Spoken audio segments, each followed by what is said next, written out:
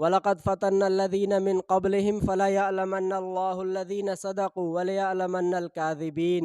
ऐं अलबत्ता तहक़ीक़ असां आज़मायो इन्हनि माण्हुनि खे जेके इन्हनि खां अॻु हुआ, पोइ अलबत्ता ज़रूरु अल्लाह ॼाणंदो इन्हनि खे जिन ईमान ज़ाहिर करण में सच ॻाल्हायो, ऐं अलबत्ता उहो ज़रूरु ॼाणंदो कूड़नि खे।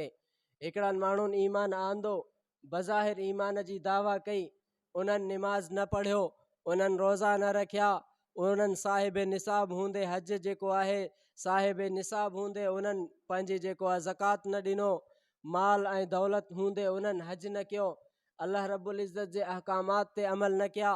बज़ाहिर उन्हनि ईमान जी दावा कई, लेकिन पंहिंजे उन ईमान खे लिकाए रखियो, उन जे मथां अमल न कयूं, उन ईमान जे मथां अमल न कयूं। अल्लाह रब्बुल इज़्ज़त उन्हनि खे बि ॼाणे थो। ऐं उहे माण्हू बि आज़माया विया जेके पहिरियां ईमान आंदा हुआ, जेके नबी अलैहिस्सलातु वस्सलाम ते ईमान आंदऊं, उहे माण्हू बि आज़माया विया।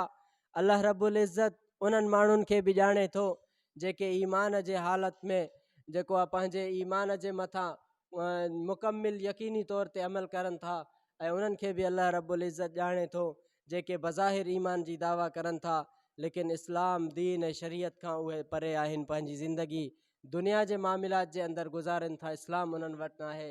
अल्लाह रब्बुल इज़्ज़त उन्हनि खे बि ॼाणे थो।